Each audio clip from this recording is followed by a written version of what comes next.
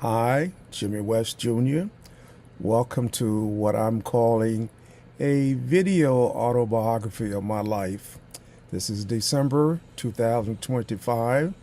My goal is to update you each December going forward with whatever happened in my life that might be of interest to someone.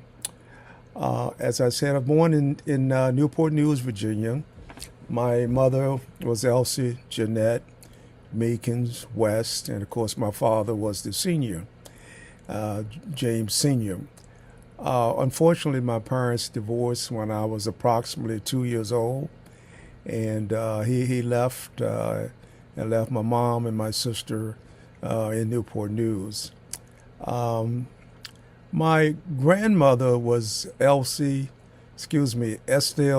Retha Meekins. She married Benjamin Warren Meekins. Out of that marriage, they had 6 children, starting with my mother, as I mentioned. They had Laura, Cora, who was the youngest, Benjamin Theodore Meekins, Earl Wesley Meekins, and Irene Meekins. Benjamin, I should say, Theodore, we call him Theodore. Benjamin Theodore was kind of like my father figure later on in life as when I moved to Richmond. My father wasn't there, but my uncle Theodore was there, and I've always been grateful to his guidance, and he was quite a character. But at approximately age 2, 3, somewhere in that range, I moved to Lenexa section of New Kent County, Virginia, because my mother just couldn't afford to take care of my sister and myself. Again, my father had left following the divorce and provided no financial support ever. So I went to stay with my great-grandmother, which I call Grandma. Again, remember, I was very young, so to me, she was always my grandma. And speaking of my grandma, Estelle Retha Street Meekins is my actual grandmother, but she passed away in 1950. So I have very, very, very few memories of her. And and unfortunately, on my dad's side, because of my parents getting a divorce, I never knew my other grandmother. So my great grandmother, Gertrude Meekins Fry, is the only grandmother figure that I have in my life, and she was absolutely wonderful there in Lenexa. Grandma Gertie had a lovely house. One of the better houses in the neighborhood. It did not have running water. We had electricity, and we had a phone, party line. One ring was for this person, and 2 rings was for that person, so forth and so on. But we had well water. We got well water from somewhere. We didn't have a well, but we had an outhouse. Yeah, it had an outhouse. Anyway, but so did all of our neighbors. And so it was generally accepted that's just the way it was. But anyway, we're living with Grandma Gertie. Looking back, a lot of the values that I have today were instilled in me by that wonderful lady. Because at that time, she was probably, I'm guessing, maybe in her mid to upper 60s. But she still got around pretty well. I remember her husband had died at that time, Mr. Fry, and he had left her an old car. I don't even know what year it was, but anyway, the windshield, you pushed it out at the bottom to let air in. So I guess I'm telling my age now. But anyway, I have that memory of that old car, and she couldn't drive it, so some of the neighbors would take her wherever she wanted to go in that old car. But anyway, we walked to church, to Ebenezer Baptist Church, and church services was once a month. The pastor was Reverend J.H. Moody. Reverend Moody had about 4 churches, to my knowledge. I know he had at least 3, but probably 4. And he probably preached at a particular church every Sunday. Our particular Sunday was the 4th Sunday of the month. So the other 3 Sundays, I don't know what we did for religion, but we didn't go to church because there was no church services. So, but anyway, I had a lot of fun there. And it's funny, in looking back, 30 years later, everybody used to call her Aunt Gertie, Aunt Gertie, Aunt Gertie. I took that to mean a generic term. I later found out as I got old and got involved with family reunion activity, we were all kin. My next door neighbors, the people up on the hill across the road, they were all in our family. By the way, the Coles, Lemons, Meekins, Williams, Winfrey, Woodson family. That's the name of our family reunion organization on the Meekins side of my family. And I also need to say that my biological grandmother, Estelle Retha Street Meekins, was a Winfrey. So I got Winfrey blood and Meekins blood in our family organization. But anyway, growing up back then, I had no idea that all of those people in the neighborhood and virtually everybody in that church were family members. So it was a fun time with back in the country back there then, and I just had lots of fun. And looking back, those were really, really good days. I remember walking around during the summer. I don't think I wore any shoes during the summer except when I went to church. Boy, all those rocks and grass and cuts on my feet. I also must say that during my days in Lanexer, I started school at, I guess I was 6 years old at the time. And the school was Lanexer School. It was a one-room school. I would say it was probably maybe a half a mile, 3/4 of a mile from where we lived. And of course, we walked to school. And because there was no school buses supporting our one-room school.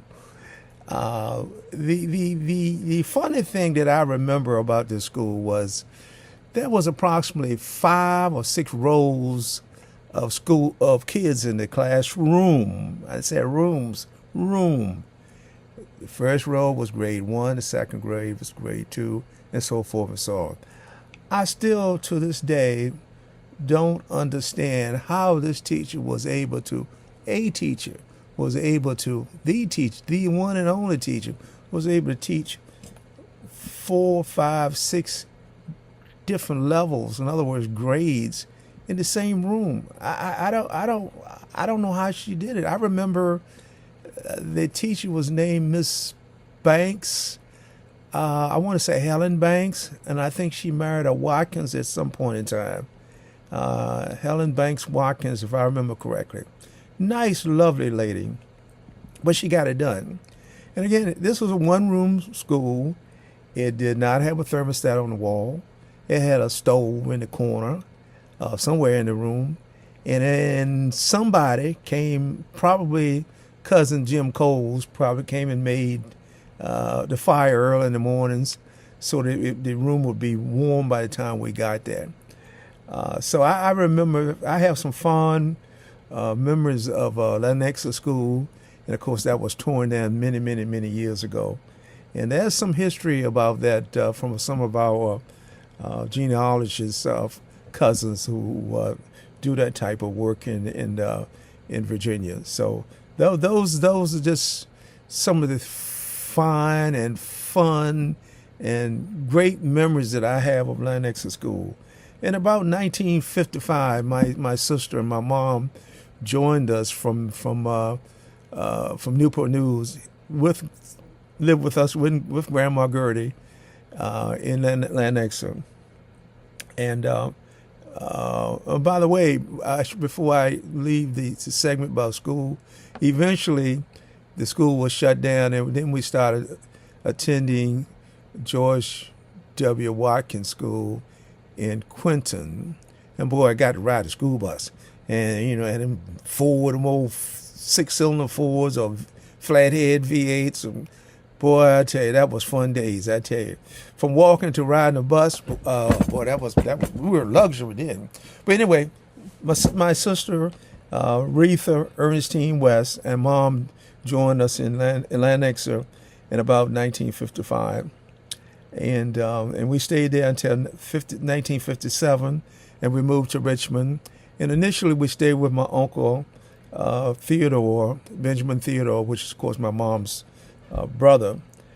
We lived on Harrison Street, which is now called the Carver area, until we were able to get our own apartment in the next block, in the 900 block. And we lived over top of a pool hall.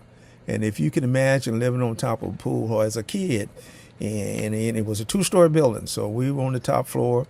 And at night times, especially on weekends, boy, I learned a lot. I can still see some of those characters now, and especially the women. I'll just leave it at that. They were something, I tell you. But that was quite a life. I was growing up, but it was fun. It was fun looking back. And everybody in the neighborhood was poor. We just didn't know we were poor. Most people didn't own their property. It was all rent. But again, when you're poor and everybody else poor, I mean, that's the way it is. In 1958, my mother gave birth to our brother, Keith. Keith came along. And of course, my sister and I were very happy to have another sibling. I was always interested in making a couple of dollars. And approximately, let me back up a little bit too. Speaking of a couple of dollars, when I was living in Lanexer, during the summer months, when I was about 6 or 7, I guess it was, during the summer, I would, and myself, maybe a couple other guys, we would thumb a ride from Lanexer down to Toanna, Virginia, to work on a farm. And the owner was Stuart Taylor. He was at the corner of Route 60 and 168. I don't know if it's still called 168 now. But anyway, that's what it was called back then. And my salary for 5 days was $7. And what we would do is take potatoes and put them in a sack. And we worked all day long, and then we thumb the ride back home, or we walked home, which was probably, I don't know, 7 or 8 or 9 miles. And again, we were like 7, 8 years old, 5 years old, 6, probably more 5, probably 6, 7 years old. And we made a couple of dollars that way. Also, picked strawberries and sold them for 25 cents for a quart. But that was big money. We also sold bottles, 2 cents for a bottle, soda bottle. Because remember back in those days, some of you don't know, soda bottles were returnable. And if you got a big bottle, boy, that was great, because that was 5 cents. You got rich if you got 2 or 3 of those big bottles. That's 5 cents, 5 cents, 5 cents. So anyway, in talking about making a couple of dollars in Richmond, I had a few odd jobs while I was in high school. I had a paper route delivering the News Leader, which was the afternoon, at that time, newspaper in the city of Richmond and metropolitan Richmond area. And I did the deliveries originally. And then I hired 2 young boys. Those 2 young, they're obviously grown now. They're married and got children and grandchildren now, as you can imagine. Outstanding young individuals, and of course retired. But anyway, they were working for me, and newspapers then at that time, it cost 5 cents a day. In other words, a newspaper cost 5 cents, so I had to collect 30 cents a day. 30 cents a week from, because there was no delivery on Sunday for the evening paper. And you know what? Some of those people still owe me 30 cents now after all these years. But most of them are dead, and I'll never get my 30 cents. But anyway, I also had a job during the summer of working for Mr. Smith. Mr. Smith, in the summer, we would cut up cars and sell the metal from the vehicles and to a junkyard to make money. But in the winter, Mr. Smith sold wood and coal, and he sold 6 bags of coal for $1 and 6 baskets of wood for $1. And I had to lift those baskets of wood up steps, and somebody would live 3 floors up. Jesus Christ! But I was struggling. And coal, a bag of coal, I don't even know. They probably don't sell bags of coal. I know they don't sell bags of coal. Well, I guess they don't. But anyway, but I remember one instance. I was 12 years old at the time, 13 years old somewhere, and we were in the 900 block of West Lee Street, and the truck was like a steak body truck, and you got the street, and then you got a step, and then you step up into the body of the truck, and this, of course, this is on the back of the truck. So I was standing on the step, which is the next step. You go up into the truck, and of course you go one step down, you'll be on the ground. And my back was to traffic. And all of a sudden, the owner, Mr. Smith, took his left arm and grabbed me. When I realized what was happening, I was on the ground. And when I looked back, a car, old black Oldsmobile, had run up underneath the truck. And it would have taken my whole legs and my whole body up underneath that truck, and it would have killed me. As it was, 2 guys that were in the truck were injured. Not real bad, but they got broken bones. So I know I would have been killed. But, the good Lord saw me that night and said, I want him to stick around for a reason. And to this day, I have never forgotten that. And I never forgot how Mr. Smith saved my life that night. There's no question about it. He saved my life. No question about it. And I've always been grateful for that. And I was sad to see him pass away some years ago. At age 16, I answered an ad in the newspaper. They needed a grocer on the south side of Richmond needed a truck driver to deliver groceries. And again, I'm 16 years old, and I'm still in high school. So I answered the ad, and I got the job. And what I would do is, like you see these grocery stores nowadays, they deliver groceries. That's what we were doing back then.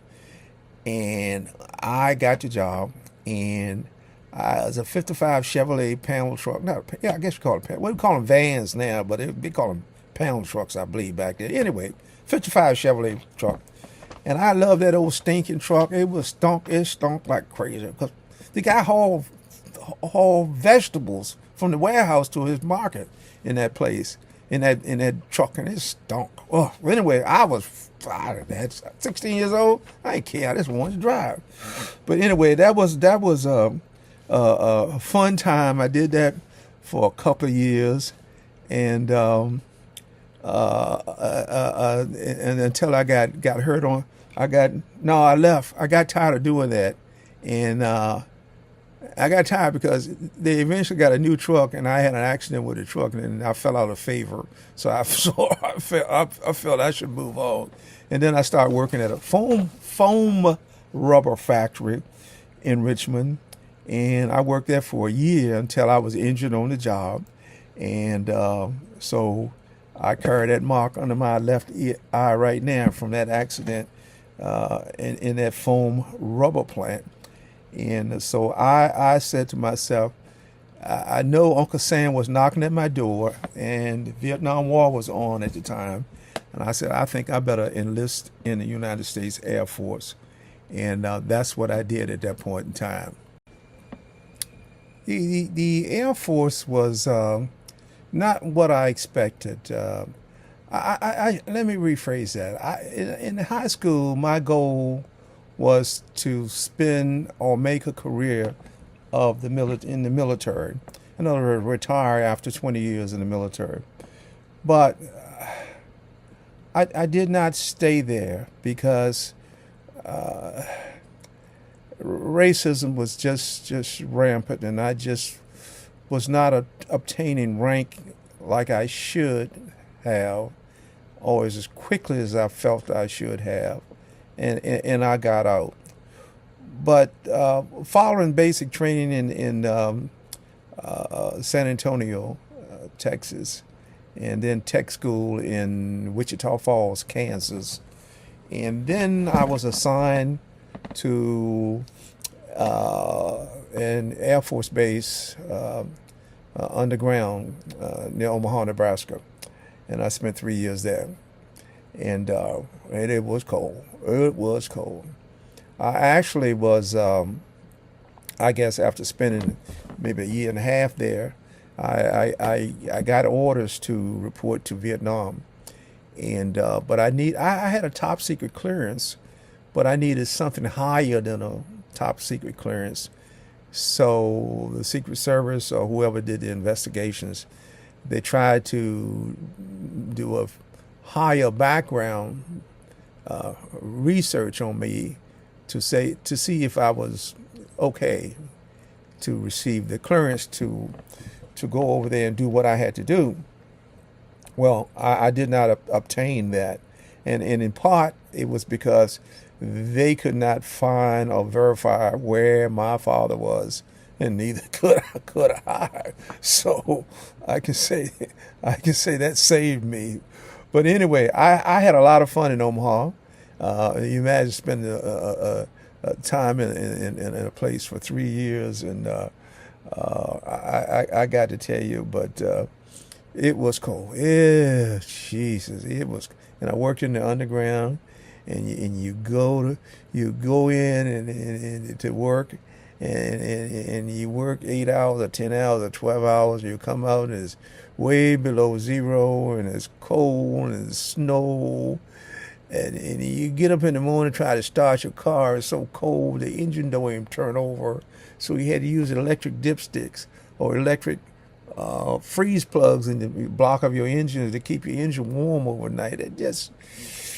It was rough. But anyway, I had fun with my buddies, that's for sure. We had a lot of fun, some really good memories. One of my roommates, we're still good friends today, and I see he and his wife on occasions whenever I'm in Richmond. But anyway, after getting out of the military, by the way, my job in the military was I was an electronic technician. I learned that at tech school in Wichita Falls, and I became an electronic technician, in which I repair central office equipment. For those who don't know what that means, it's the physical building that supplies dial tone to your phone and provides you with long distance service, et cetera, et cetera, et cetera. Anyway, I became very proficient at that in the Air Force. So I got out of the Air Force and came home, and 2 weeks later I went to work for AT&T doing virtually the same thing. And that's where my professional career at AT&T started. And so I was very happy. I was making, my salary was $101 per week. They were hiring other people. Now remember, I had experience, 3 years of experience working on the exact equipment in the Air Force that I was going to work on and did work on at AT&T. But my salary was $101 a week. People with non-experience was $169. It makes you wonder why. I know why. But anyway, that's a story for another day. But moving on, I met and married a young lady by the name of Carolyn Atkins. And out of that marriage, we were extremely fortunate and to have a lovely daughter, Leslie. I named her Leslie because my middle name on my birth certificate for 19 years was Leslie. My middle name is actually not Leslie, it's Lester. But anyway, I gave that name to her, and no matter what I would have called her, she's just a wonderful person. And when she was 2 hours old, she looked like a pineapple, so I always call her Pineapple, even today, because she looked so sweet, and the way she was shaped. So I called her Pineapple, and I was right. 2 hours old into her life, I figured it out real quick. This is a sweet child. anyway, we got married and moved into a new apartment in Richmond, and had a house, a 4-bedroom house built in the suburbs of Richmond, and I continued to work, and but unfortunately, our marriage did not work simply due to incompatibility of two people. Sometimes when you get married and things don't work out, it's best if you find out early in the game, and it's especially important for your children, and so along with our daughter Leslie and our stepdaughter Lisa, it was best for all four of us to just split, and I am always been grateful to my first wife that we've gotten along just fine. Even her second husband and I always got along fine. It was beneficial to all of us, especially the children and the grandchildren. So I've always been grateful to her and grateful to her late husband. Let's see. I continued to do pretty well at AT&T. I was constantly outperforming my peers, and and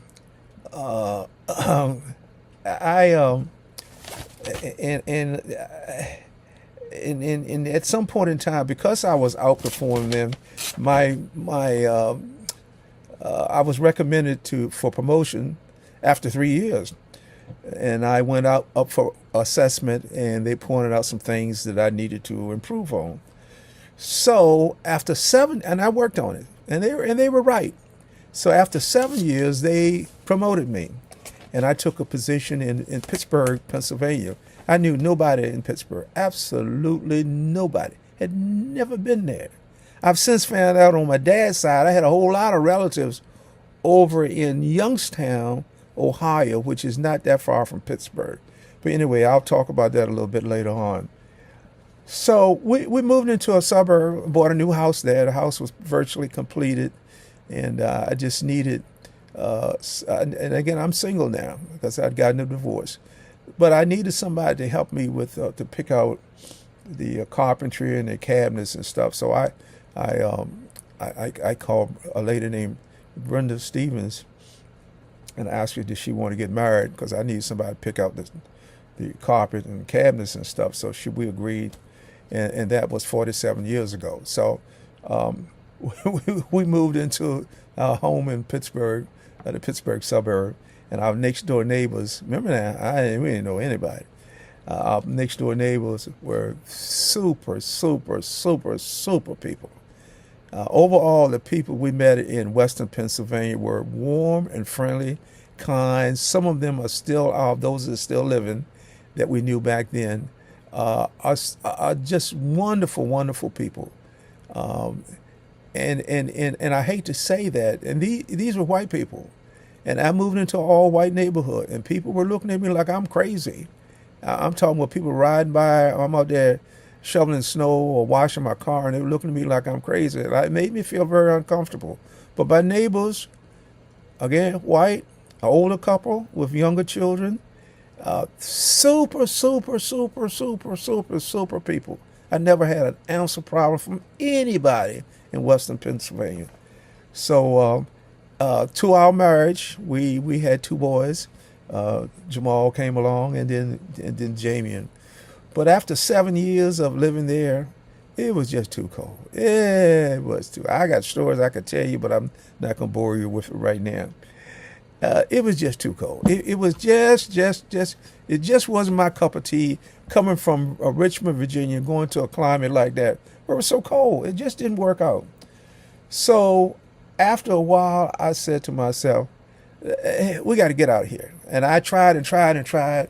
And finally, when a new management came in, branch manager came in, and he learned my story. He called my boss and said, find this man another job in another city. So the next phase of our life was to move to the D.C. metropolitan area on a lateral move. I got a new client here in the Maryland suburbs. Found a new house and that was virtually completed. It was under construction. Actually, we moved in and electricity had not even been hooked up to the house. But anyway, we made it and we survived. But yeah, that was quite an ordeal moving into this house. In the meantime, my daughter Leslie, I challenged her. She was a very bright child. I challenged her to do the best as I do all my children, do the best you can in high school or any school period, no matter what branch or what level you were talking about. Anyway, she finished with a 4.7 GPA out of high school as a senior in Richmond, Virginia, and she was offered a scholarship at different universities, and she accepted one at the University of Maryland at College Park. She pursued originally. She was pursued and was awarded a bachelor's degree in criminal justice, as sitting up on the wall here behind me.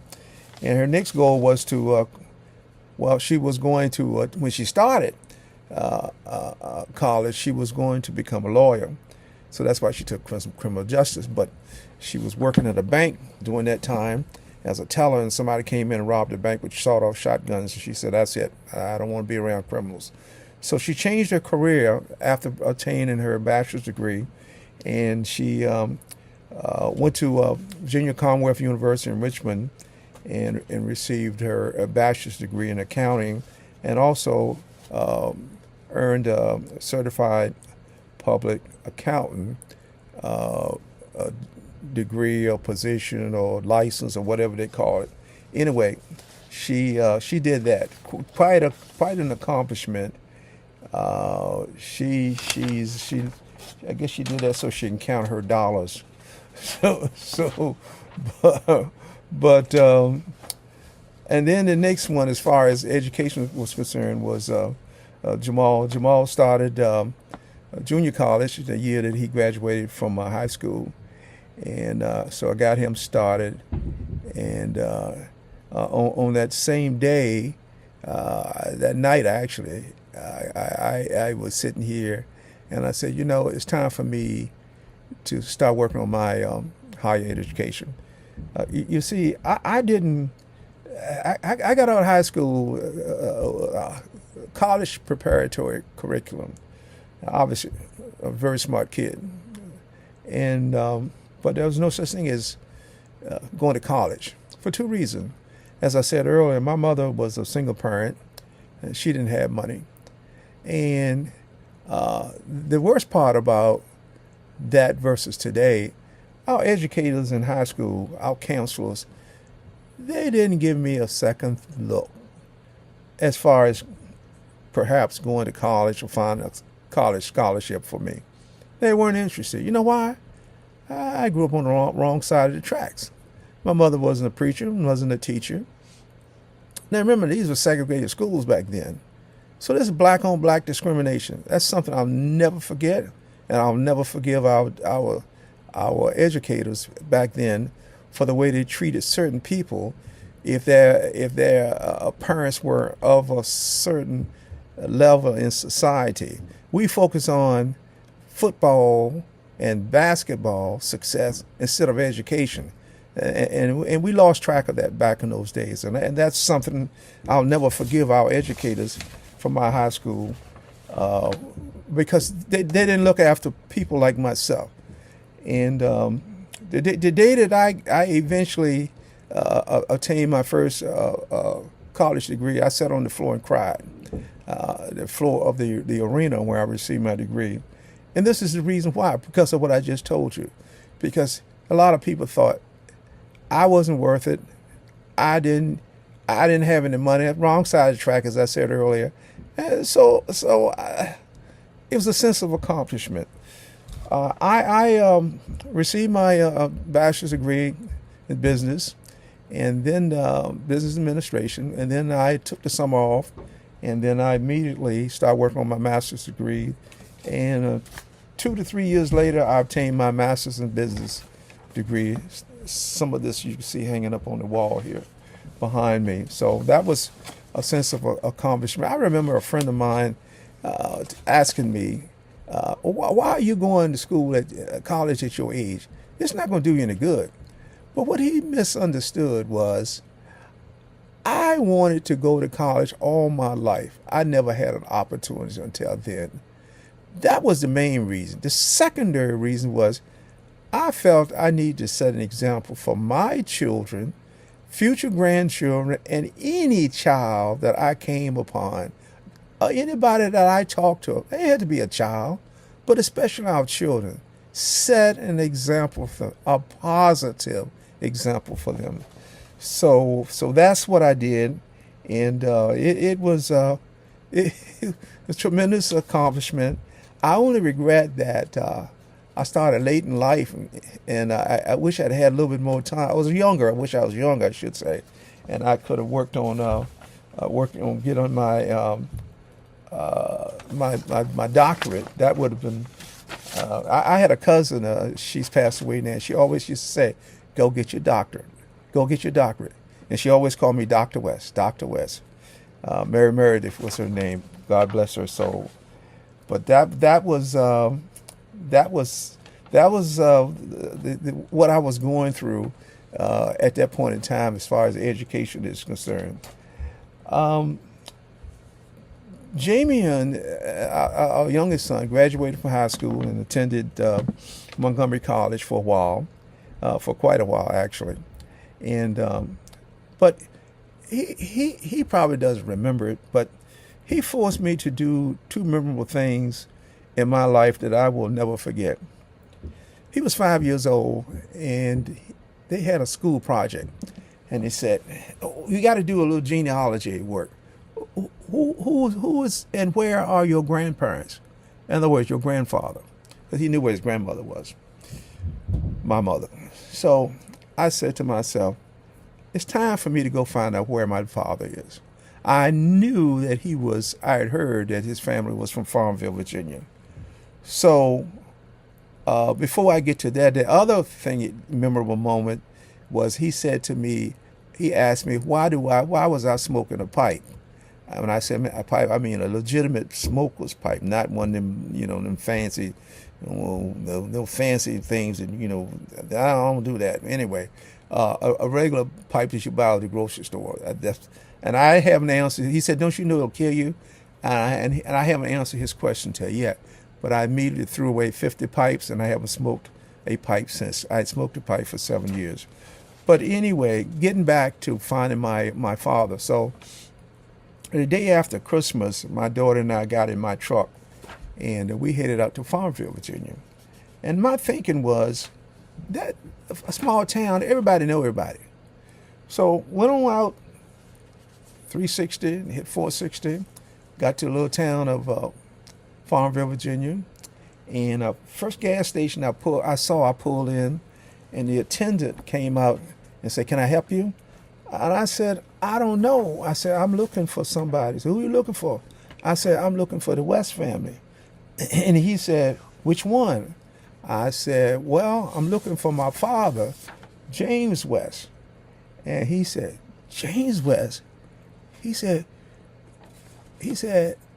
"You Uncle James' son." And I almost fainted. This was my first cousin. I had never met a West in my lifetime. Now I'm like 40 years old then, something like that, around 40 years old. I never met a West family member. He got on the phone. He said, first of all, I said, "Where's my father?" He said, "You don't know?" I said, "No, what?" He said, "Your dad died about a year ago." So for about 15 seconds, I felt my heart kind of dropped because I did want to see him. Even though I had strong feelings because he left us. Very strong negative feelings.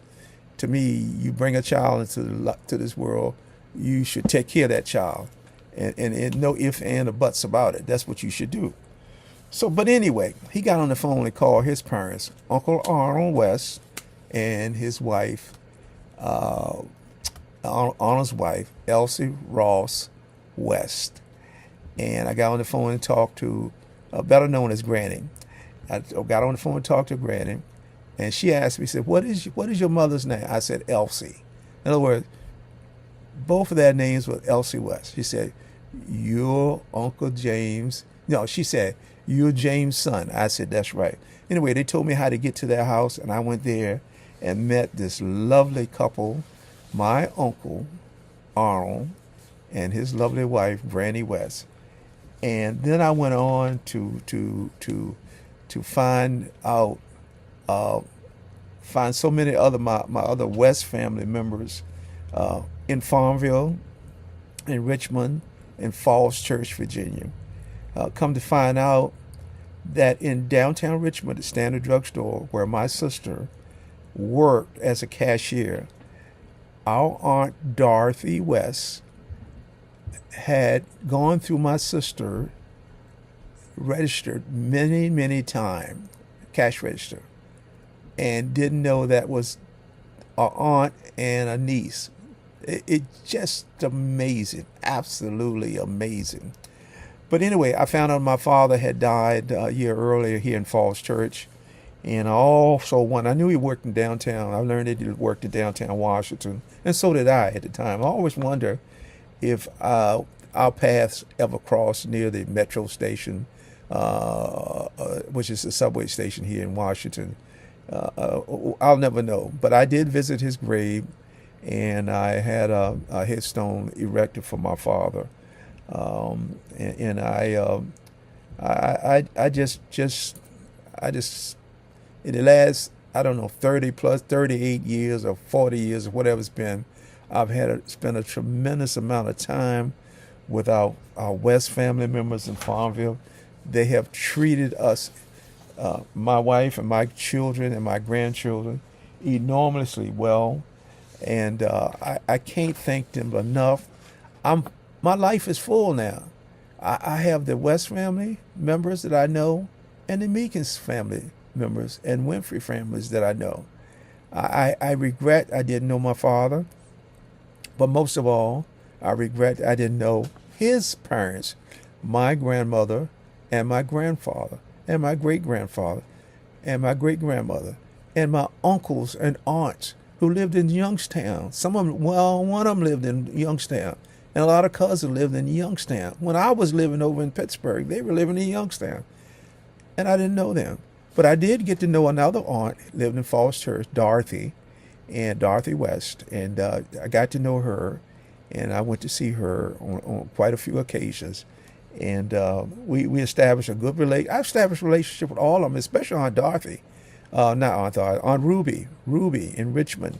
That's the one I was talking about earlier that used to visit my sisters at the Standard Drugstore in Richmond. So till this day, the West family and I, just like that. So moving along, in 1996, my uncle that I mentioned earlier, whose name was Benjamin Theodore Meekins, passed away. I was very upset because, as I mentioned, he was my father figure growing up in Richmond. He taught me so much as a young kid, as a teenager. He taught me how to drive. My first vehicle was a 1948 Buick, a great big huge steering wheel, and I was turning. But because he said, take the car and go on up the alley. So, he was a daredevil, a motorcycle rider, so he was something else. But he passed away, and that really broke my heart. The same year, our granddaughter, John A., was born to our son Jamal, and Regetta Briggs. Um, Professionally, I stayed very busy and was very successful at AT&T. And I was, when I say successful, very successful. I was known nationwide within AT&T to have special skills uh, regarding a particular voice and data network that AT&T was offering. So, for whatever reason, I was viewed as an expert, and therefore I was kind of farmed out, so to speak, to different locations like in Baltimore and Richmond, and I attended seminars and spoke on that particular product. Quite successful. As a matter of fact, I was rewarded. My wife and I were rewarded one year with a all expense trip to, I believe it was Hilton Head, South Carolina. And again, on another occasion, same type of reward by attending an all expense trip to New Orleans. And that also was very nice. In 2003, because of AT&T's money grubbing leadership, they decided to downsize my position nationwide. And so I decided to retire. And I, I've been working since, I spent a lot of time working from age 7, as I mentioned in my first segment, until at this point in time, I'm in my 50s. And I say, if I need to go back to work, I'll go back to work. But I took a break and said, let's see what happens.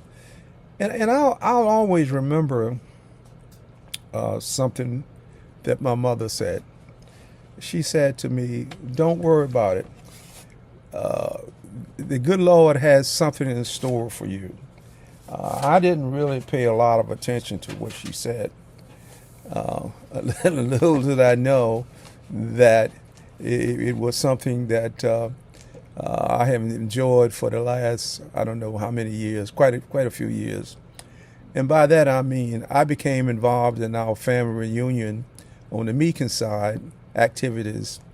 I was the chairman of our local chapter here in Washington, D.C., and I chaired successful family reunions in 1999, 2005, 2013, 2019, and 2022. But more important, in 2007, I was elected and became the first chairman of our National Executive Committee, which was the governance committee or board, so to speak, of our 5 family reunions committees that we had in 5 different cities. And so I was in charge of that for 17 years, and quite happy with the numerous things that we accomplished. There were times it was very frustrating. Frustrating because for 2 reasons. Financially, we asked family members to just give us a little money every year, every calendar year. And that was like trying to pull hen's teeth. Still is. The other was lack of physical participation to help us, our family activities. For example, if we had local activities such as cookouts or fashion shows or whatever it might be, trying to get people, family members, to help us, it was very, very difficult. But we succeeded in moving along the best way we could. The thing the one single most important item that I was able to initiate back then, and I'll talk about the others a little later on, was that we had and still have a scholarship fund in which we help some high school seniors every year. And we named it, I came up with the name of Emma Woodson Hill, named after our late cousin, who was very instrumental in helping us get our family reunion organized a long time ago. She was just a lovely, lovely lady, and I thought that name was very appropriate for our scholarship fund. She did a lot of genealogy work, research up in the Philadelphia area. I want to say Lincoln University. And see, she just did an awful lot. She was dedicated from day one, from the time I met her until, she transitioned. Just a super, super person. It's one of the things that, you heard me talk earlier about education and maybe obtaining a couple of degrees. So you can see that education is very important to me. So being involved in this and initiating this, not necessarily naming this particular program after an outstanding lady, is one of my highlights. In 2000, I'll talk about other accomplishments a little later on. In 2003, we saw the birth of our first grandson, Jamel LaFont West, to Jamal and Jaquel House. Talented young man, handsome young man, and I'll talk about him a little later on in the broadcast. In 2004, we lost my uncle Earl Wesley Meekins. Earl had retired from the United States Army. I think he spent maybe 32, 34 years active duty, and that's a very long time. And but I did spend time with him. Of course, during that time, I didn't really know him that well. But after he retired to Providence Forge, Virginia, and he got involved in family reunion activities, and we spent an awful lot of time with him and his wife, Aurelia. Unfortunately, he was involved in a vehicle accident. He had been fishing down in Charles City County, Virginia, and coming back up Route 5 toward Richmond. He was involved in an auto accident, and he eventually passed away after spending a few days in the hospital. But after he retired, he spent time and managed the hobby shop at Fort Eustis and Newport News, and he loved woodworking. I've got lots of items here at the house now that he made. When he passed away, he had a lot of woodworking machines and tools, etc., in his basement. Just a masterful man when coming down to making things with his hands. Just a super individual, and just absolutely love him dearly. He had one daughter, and that is Earlene.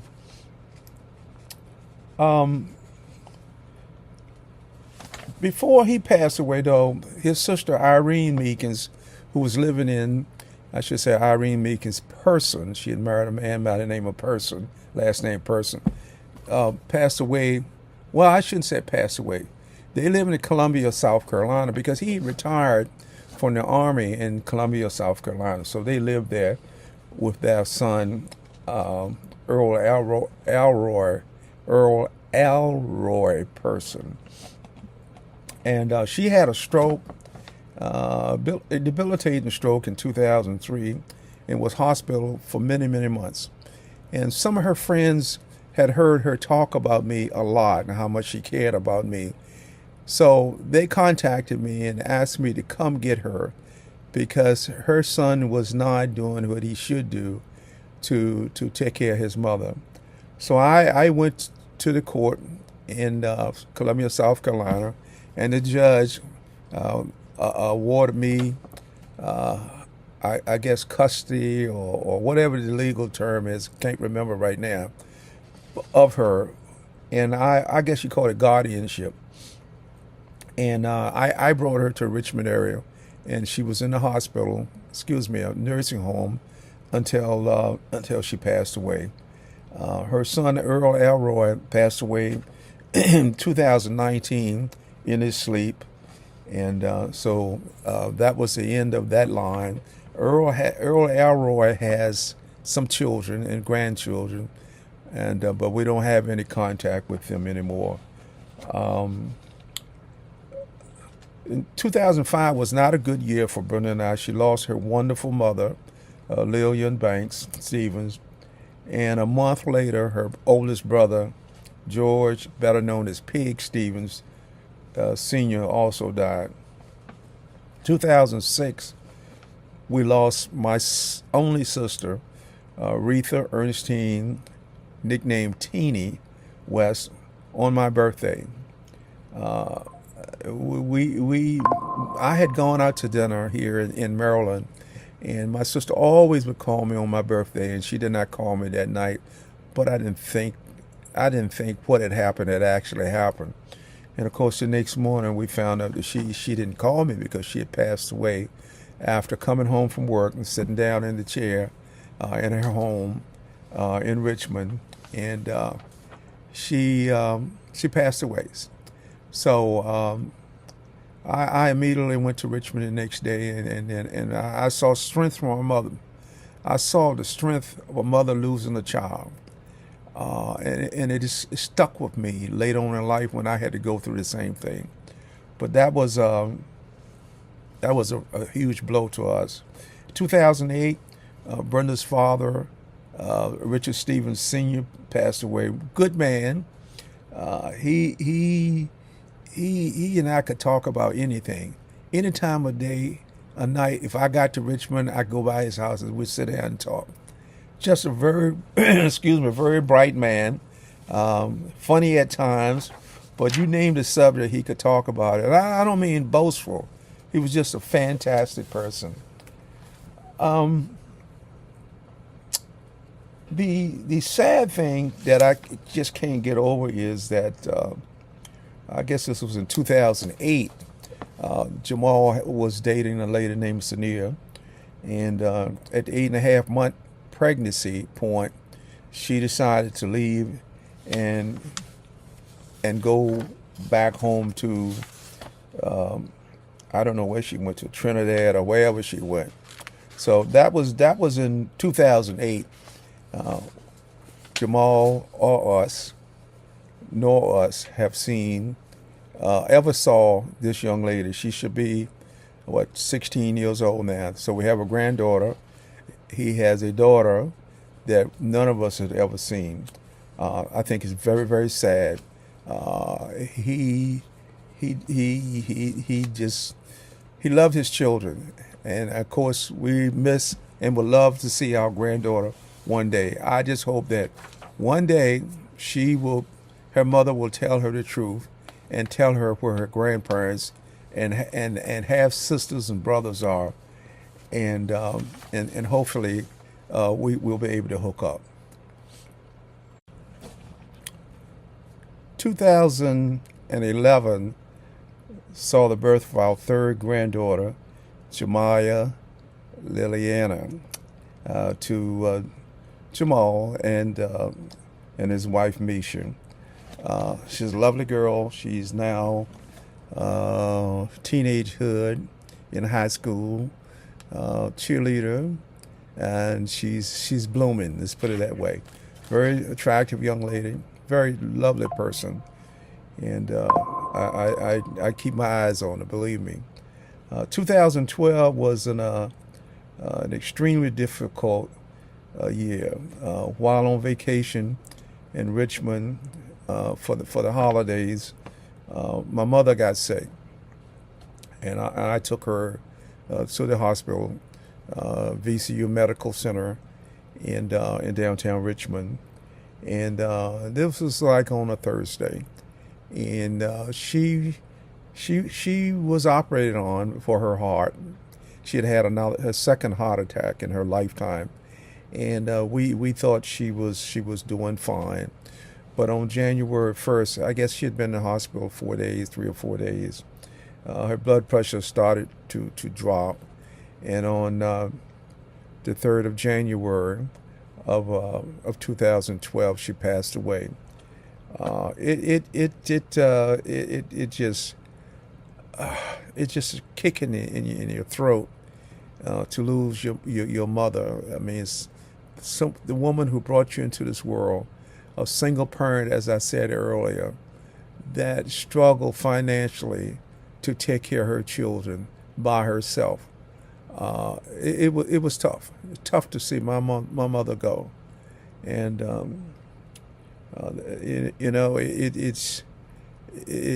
it was tough. It's still tough to even think about it.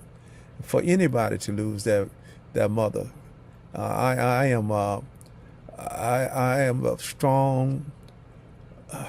I When I hear negative things being said about mothers, I get really upset. Now I know all mothers are not the same. We got some bad apples out there, I'm sure, but I just, generally speaking, you got a mother, you lucky. I had a really, really good one. And so with the help of my daughter, Leslie, we got funeral arrangements taken care of. And what I remember is we received so much love and support from so many people, from, excuse me, from all walks of life. It was just amazing to me. My other aunt, Laura Meekins Miles, was living at the house there with Mama at the time, and she continued to stay there for a while, and until she moved out on her own. Move ahead to 2012, so the marriage of Jamal and Misha Gay.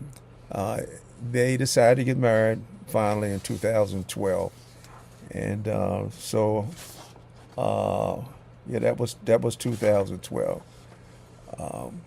When mom passed away in 2012, I remember her youngest sister coming to Richmond to help clean up Mama's bedroom, specifically her clothes and other personal items. And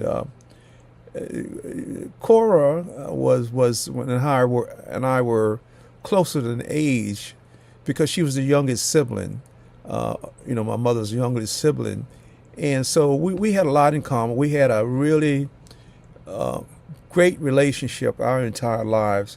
Also with Laura. Also, the other siblings were older in a way, and I was around. I spent time around Cora and Laura, specifically Laura. We later on that year, because Mom died in January. Later on that year, late in the year, unfortunately, Cora's health started to decline, and we visited her the following year, in the spring of the following year, 2013. And as a matter of fact, we saw her in the hospital 3 days before she eventually passed. And I'll never forget the look on her face as we left her hospital room, and she looked at us like she probably knew it would be the last time she would see us here on this earth. And but we miss her a lot. We miss her tremendously. She was really, really quite a character. Later that year, I should say October of 2013, second grandson, Jaden Lemuel, was born to Jamal and Misha. Very bright young man, super smart. I thought my daughter Leslie was smart, and I definitely was no dummy. Yeah, quite frankly, that's where they got it from, the smartness. But anyway, this boy is gifted.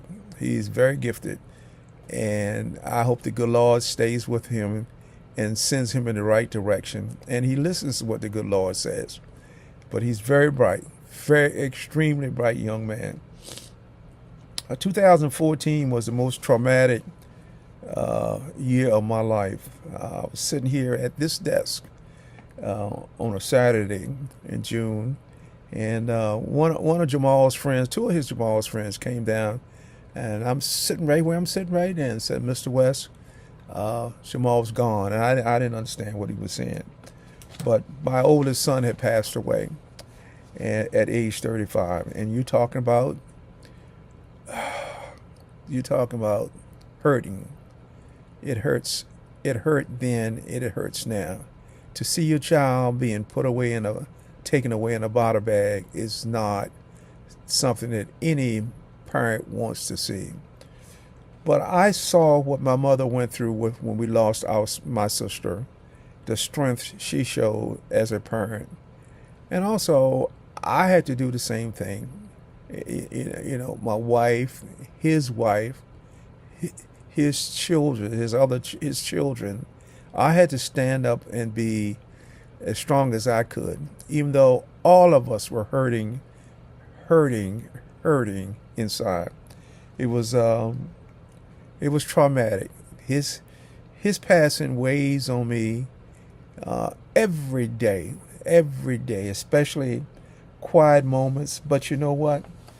The saving grace is that he left behind 5 grandchildren. As I said, one we have not met, but I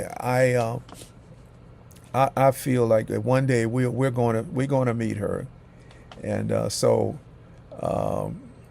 in that we see them and we see him. So that's the great part of having grandchildren. We can't replace him, and these kids are hurting. They hurt every day. They miss their dad, their father, and especially Jaden. Jaden was a year and a half old when his dad left, so he does not remember him. But we'll help him. We're doing the best we can, and there are times he sheds tears. He misses his dad. He doesn't remember his dad. I didn't remember my dad either, but I had a village around me and pulled me through. And we're going to help him get through this matter the best way we can.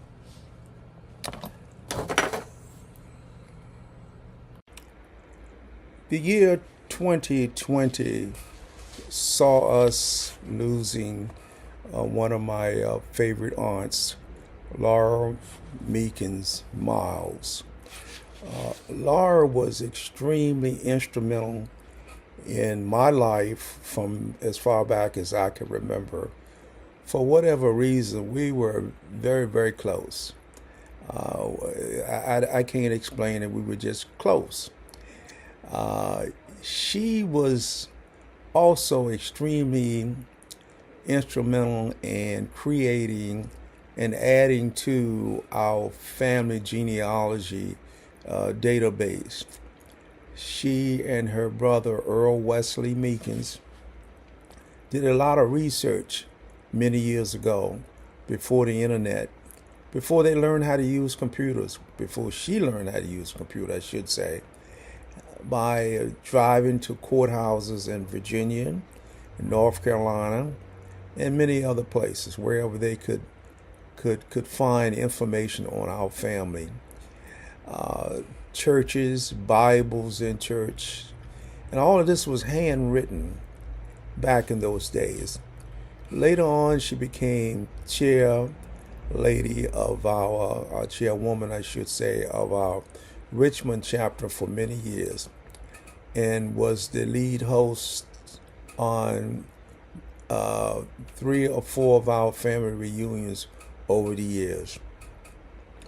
However, after a year-long illness, approximately a year, and she was pretty sick, and she passed away, and we lost her, and that was a huge loss to me personally, her immediate family, and also our family members throughout the world who knew her.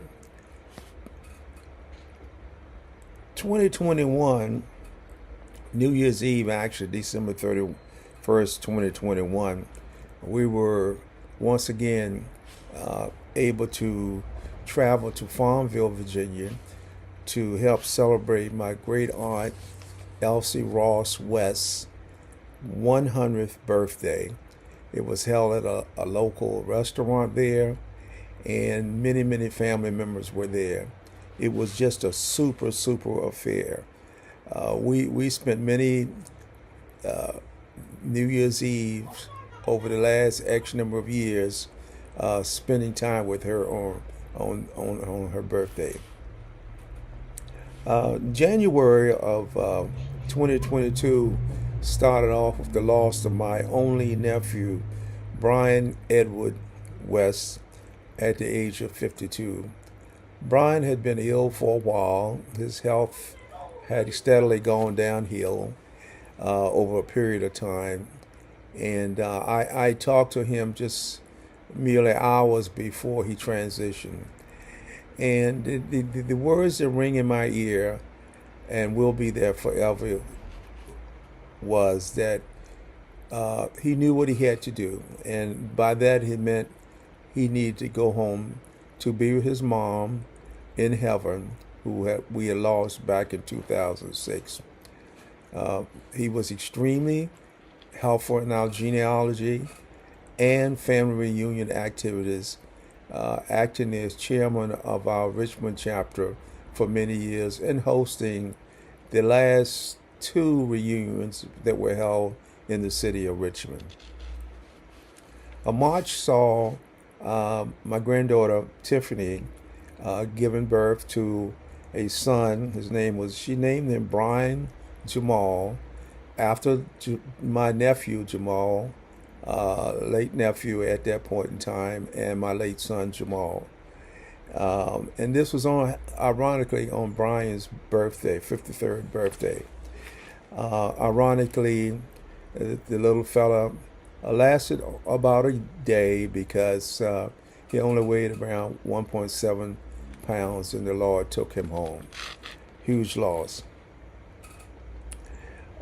Later on that year, our Washington, D.C. Family Reunion Committee hosted our family reunion there in Bethesda. And we cut it from 4 days down to 1.5 days because of the pandemic. It was a super, super successful affair, attended by approximately 160 people.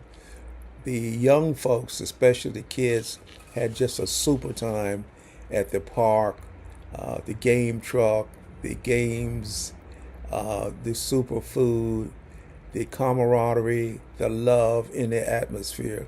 We had a really, really super time. 2023 saw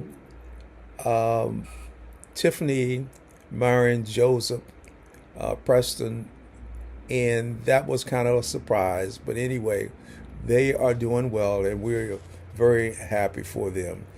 2024 started by us losing one of our favorite family members up in New Jersey, Richard Thomas Fortune.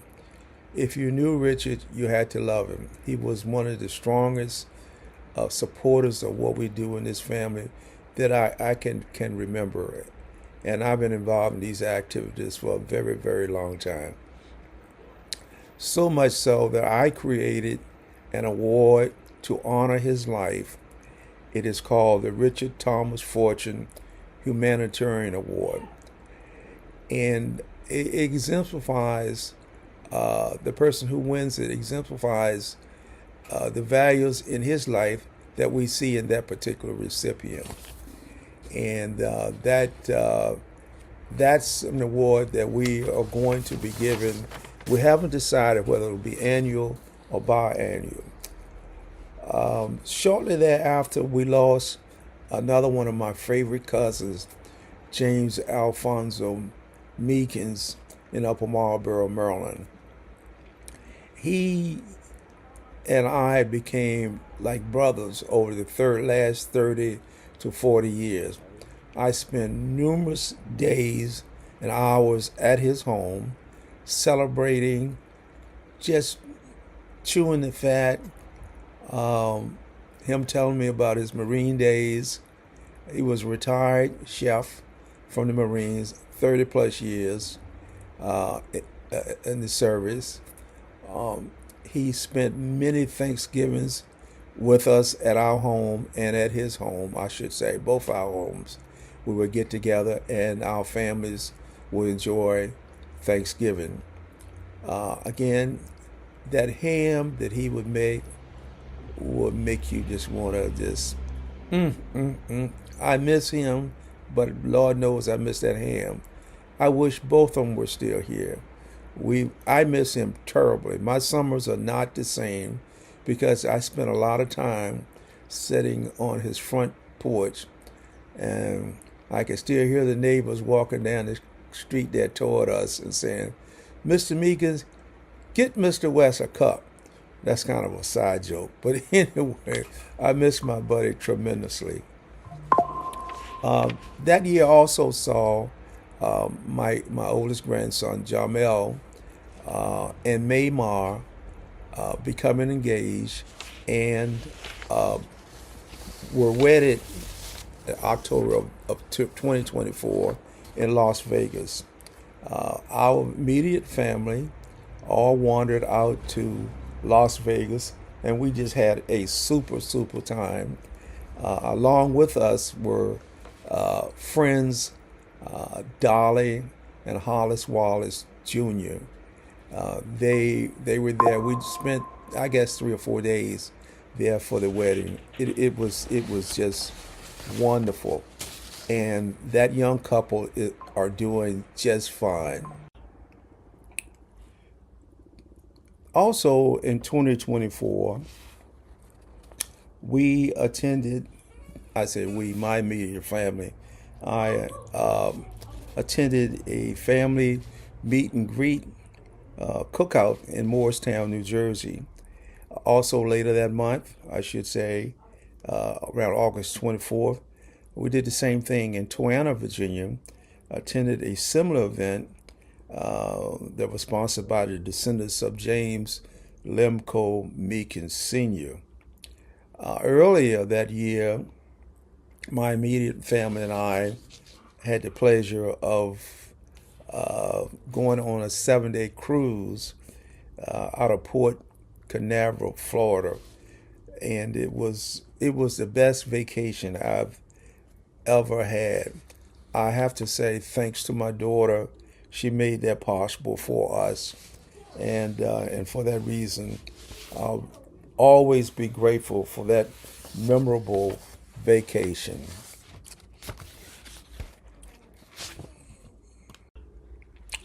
2025 has been very eventful.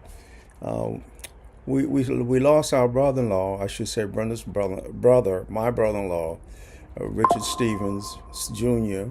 in the middle of the year. He had been his health had been declining for quite a while, and so we unfortunately we lost him in June. And I got to tell you that his one of his daughters, Lakeisha Ward Monte, is like a second daughter to us.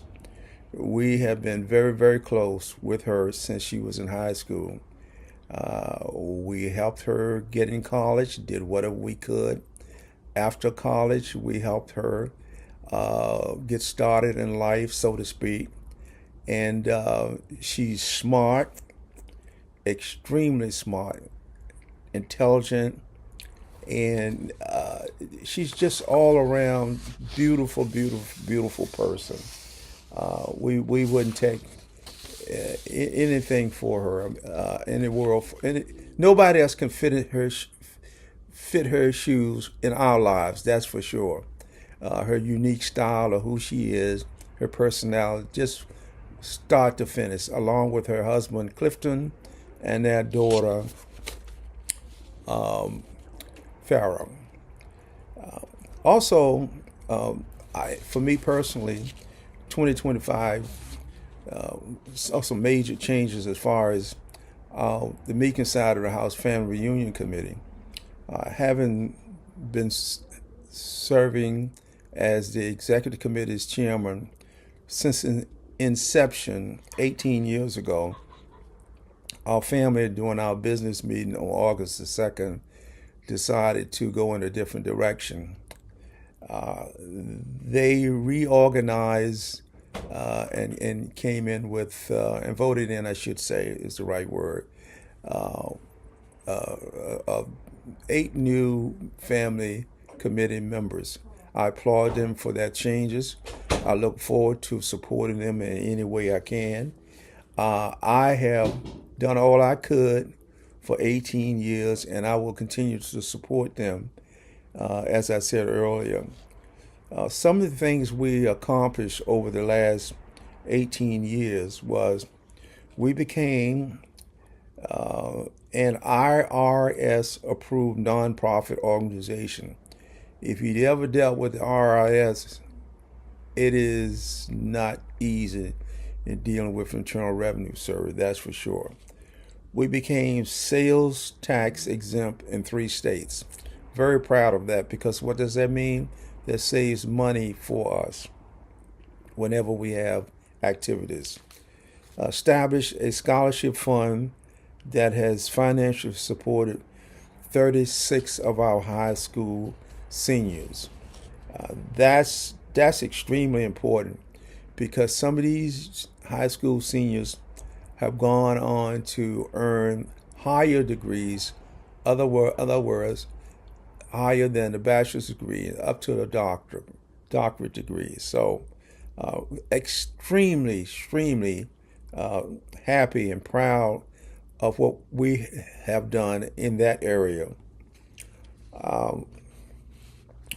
We established the Richard Thomas Fortune Humanitarian Award that I mentioned earlier to exemplify Richard's life and values.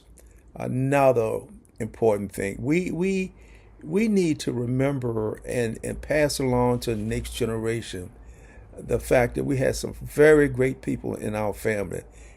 This is really genealogy, lineage, I guess you can call it that.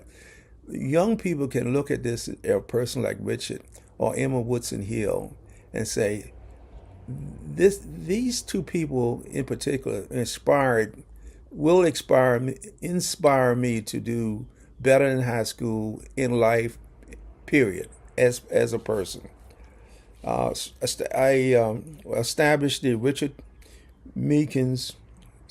Ronald A. Meekins Sympathy Card Program, one that sends cards to bereaved family members during the loss of a family member.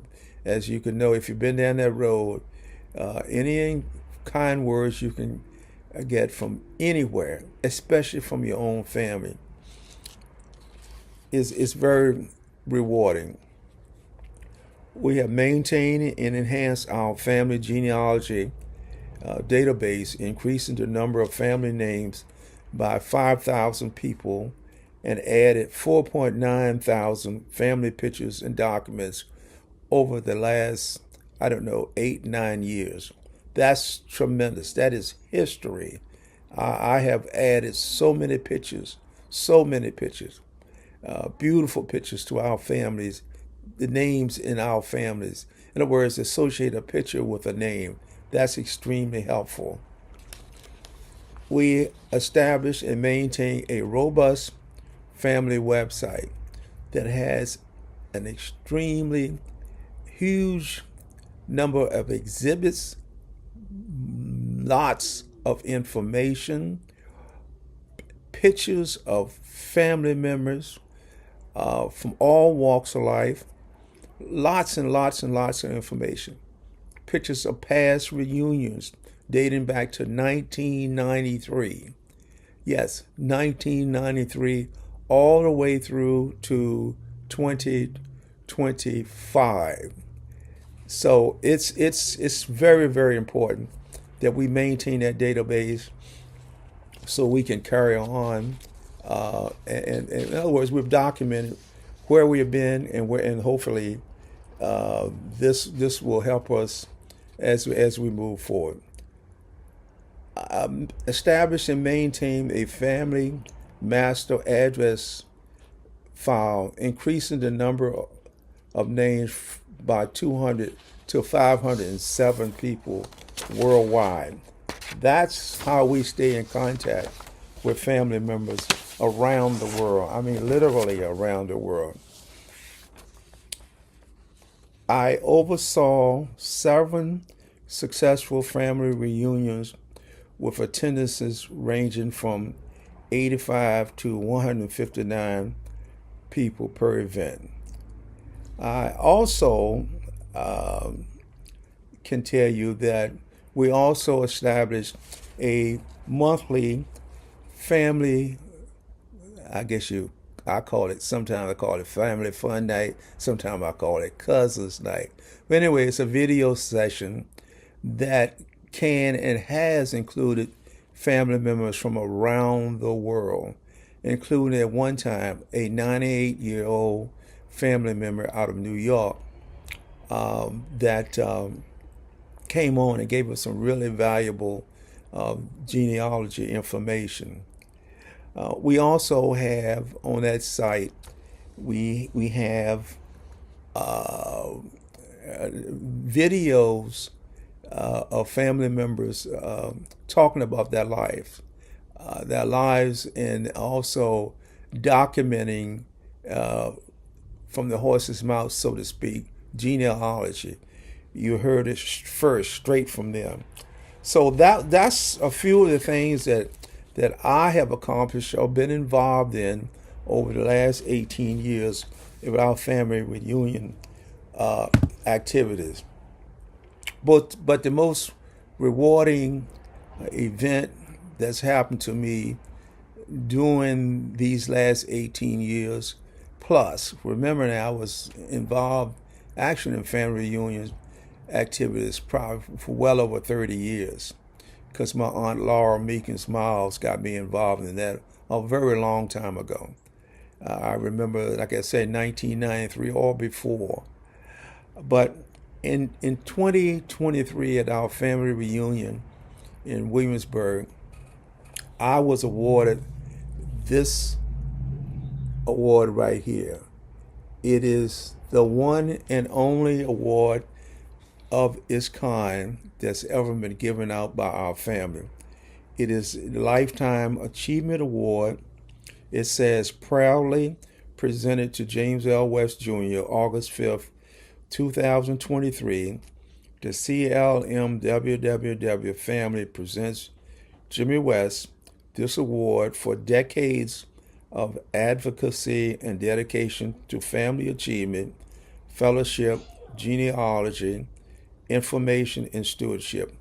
On this 40th anniversary family reunion on August 5th, 2023. I can't begin to tell you how proud I am of this award. I was not an athlete in high school, and obviously not in college, so I never received awards. I remember my brother was a star athlete in high school, and he had all kinds of awards, but I never got anything. This I will always treasure, and I thank our committee for giving me this one and only Lifetime Achievement Award. In October, we received the news of a very heartbreaking event, and that was the loss of my great aunt, Elsie Ross West, at the age of 103.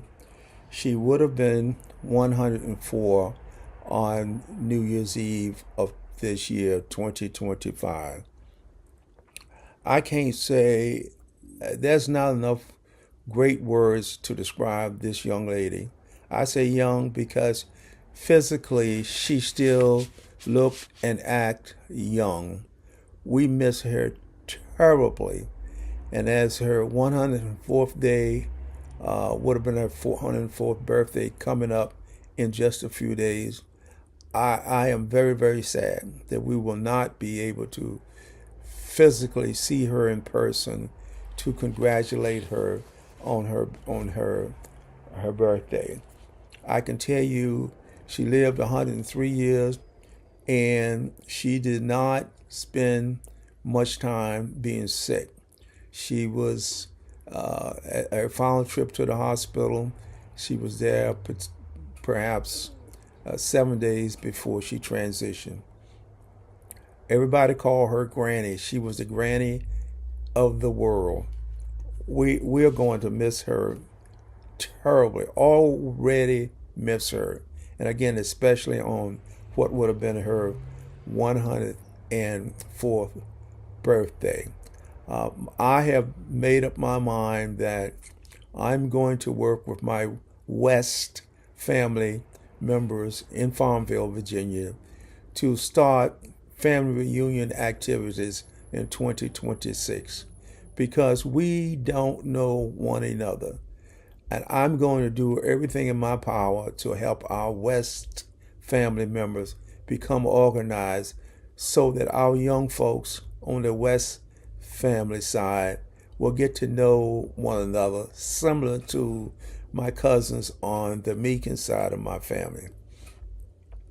On November of this year, in other words, 2025, I reached a significant birthday milestone, and I was the recipient of an enormous gift from my daughter Leslie.